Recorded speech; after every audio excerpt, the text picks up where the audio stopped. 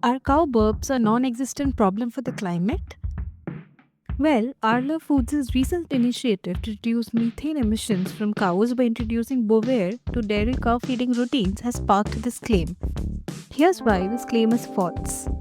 Bacteria in cow stomachs produce methane through the enteric fermentation process.